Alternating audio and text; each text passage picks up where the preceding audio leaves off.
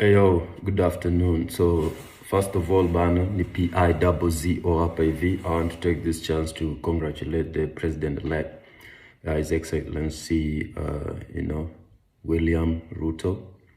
Najua wengi haja congratulate especially a generation yetu because our understanding ina go on.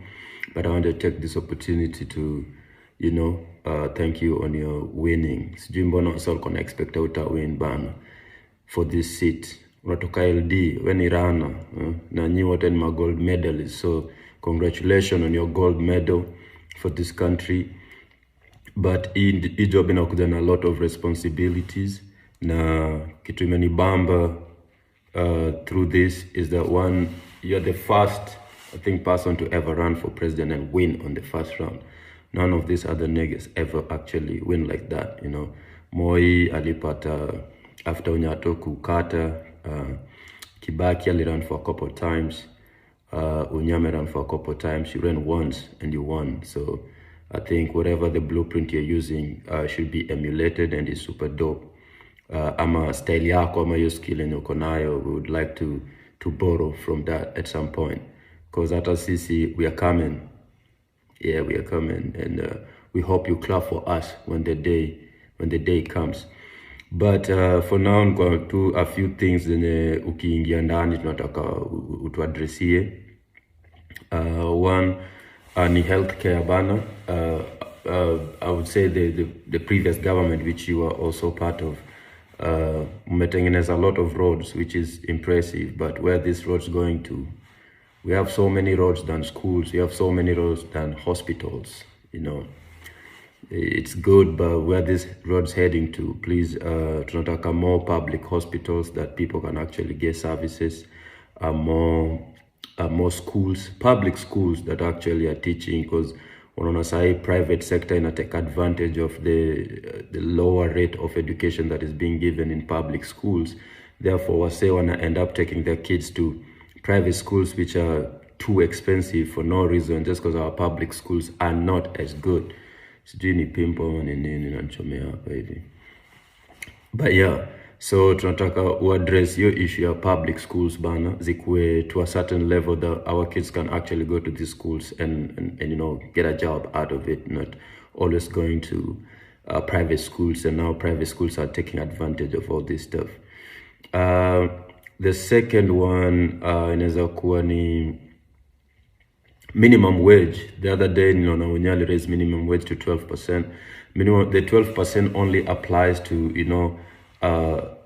people that are actually formally employed.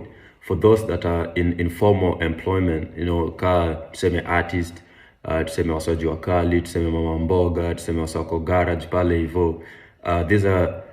These guys, the minimum wage doesn't apply on them. And the people that are actually formally employed by, let's say, government or institutions are 17% of the total, which is the total is 17 million people are employed. And in that 17 million people, only 17% of it are formally employed, that the minimum wage raise actually apply to them. So what about the other guys? Unajua mse wa mboga minimum wage hata mraise huwa imuaffect haimfikii. So my question is like, we need you to come up with a solution for this, for people who are actually doing this type of informal jobs, and how to raise their minimum wage so that they can have a standard living. Watukaa sisi yenye tuligrow Kibich, hata wase hizo minimum wage zikiraise buda yetu hakuwa iraiziwa mshahara.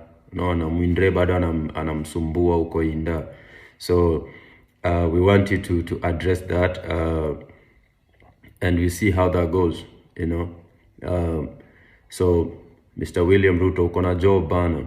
Another thing which most people probably are gonna expect niongea about ni arts and culture economy.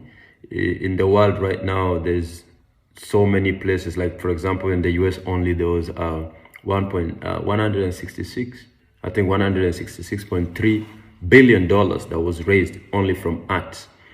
The art sector, art and culture sector in Kenya has not been supported over the years. We've been fighting the MCSK, we've been fighting the corporations. I hope your government actually understands how much money can be made from arts and culture in this country, being that we are over 47, cultural society that offers everything different. And if we sell only our culture and art, we'll be making so much money that you have no idea. If you want to talk about this in person, I'm always available, highlight me, man. You're the big homie now, I'm the big homie on the other side. Let's talk about it. But there's so much money to be made from art and music economy that will impact, with art alone and culture is employing more youths today than the government ever will, period. Yeah, man, these are facts.